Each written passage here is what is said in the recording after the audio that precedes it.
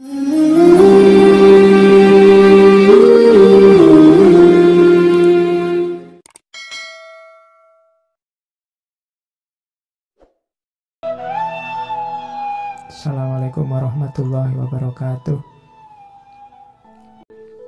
Salah satu di antara kenikmatan yang kita dapatkan dari bulan puasa ini adalah banyaknya media ilmu, majelis ilmu yang diadakan di sekeliling kita.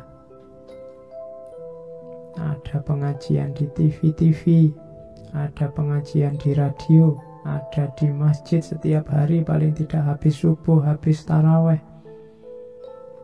Belum lagi acara-acara khusus, buka bersama, pengajian umum, macam-macam.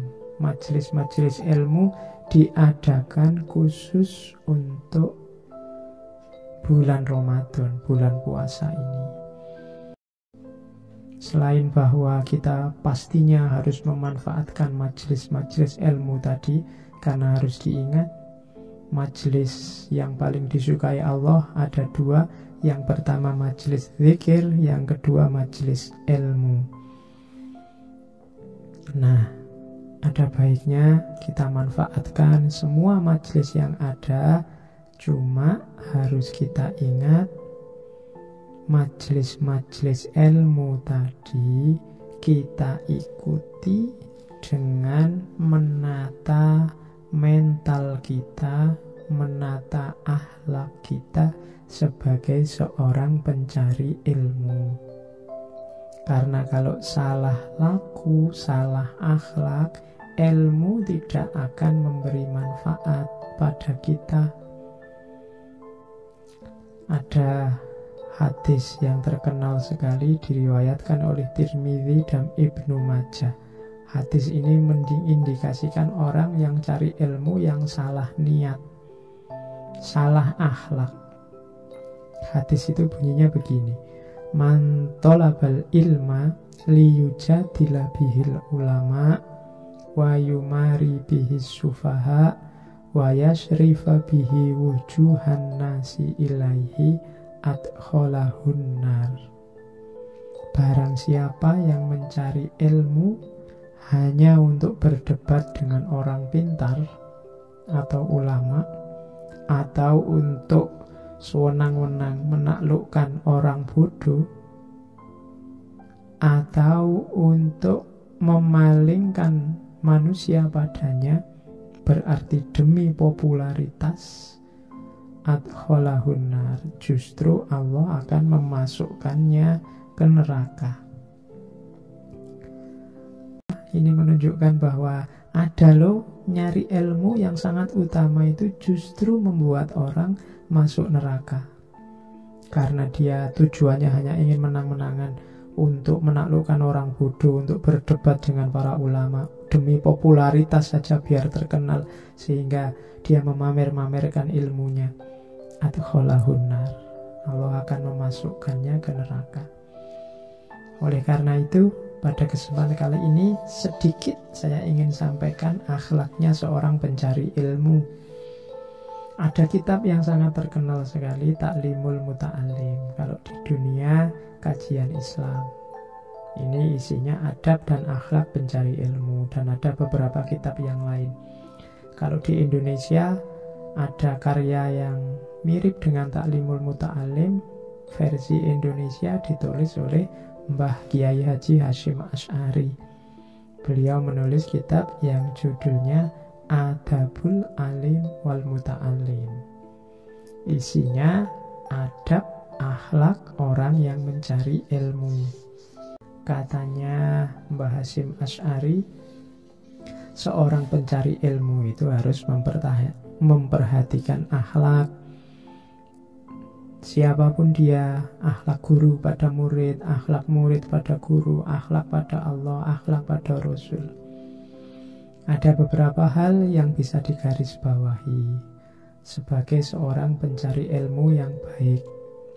Yang pertama, diatur lagi niatnya.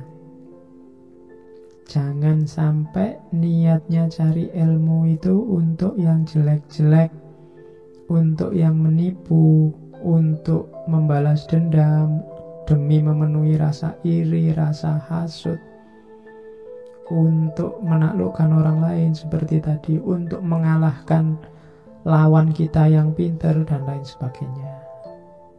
Niatnya cari ilmu itu harusnya hanya mencari ridho Allah dan mengamalkannya demi kemanfaatan, kemaslahatan manusia. Jadi pertama-tama nanti kita masuk ke majelis apapun, nawaitunya, niatnya harus ridhonya Allah saja. Saya sering bilang, mencari ilmu itu kewajiban kita. Dapat atau tidaknya ilmu tergantung Allah. Belajar itu wajib bagi setiap muslim, tapi dapat apa dari belajar itu hak prerogatifnya Allah. Dijelaskan beberapa adabnya. Kalau tadi mungkin dimensi batinnya lebih ke akhlaknya, perlu juga kita atur adabnya, adab orang cari ilmu. Ada beberapa yang saya garis bawahi dari kitab itu. Yang pertama, adabnya orang cari ilmu itu dia harus bersegera, tidak menunda-nunda, tidak menunggu nanti. Begitu ada kesempatan, kita ada waktu, kita ada tenaga, ada kesempatan majelis ilmu, tidak usah ditunda, tidak usah dipikir dua kali, tidak usah ditimbang-timbang macam-macam. Ayo segera. Majelis ilmu apapun itu majelis yang dicintai oleh Allah. Tidak usah mikir-mikir, tidak usah terlalu banyak milih. Uang penentunya nanti kita dapat apa dari majelis itu kan hanya Allah.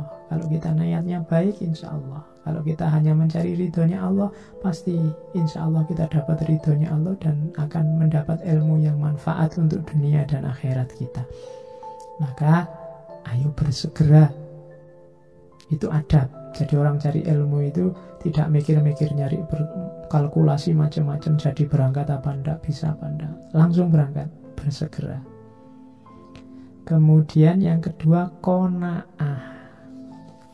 Tidak banyak keinginan, tidak banyak tuntutan, tidak banyak angan-angan. Kadang-kadang kita menghadiri majelis ilmu itu, kepala kita sudah diisi oleh banyak sekali keinginan, banyak sekali angan-angan. Sehingga begitu masuk di majelis itu, kadang-kadang kita terus tidak kerasan karena yang diomongkan, yang diucapkan, mungkin ustadznya, mungkin ulamanya tidak cocok sama keinginan kita. Ini namanya tidak qanaah. Kita masuk ke masjid, kita masuk ke majelis ilmu dalam kondisi diri kita penuh yang tidak bisa diisi lagi. Kita tidak qanaah, tidak bisa menerima apapun yang diberikan. Nah itu berarti tidak qanaah. Kita terlalu banyak menuntut. Kita menegaskan kebenaran versi kita sendiri. Nah, orang yang kayak gini tidak akan banyak dapat hikmah dan manfaatnya dari ilmu.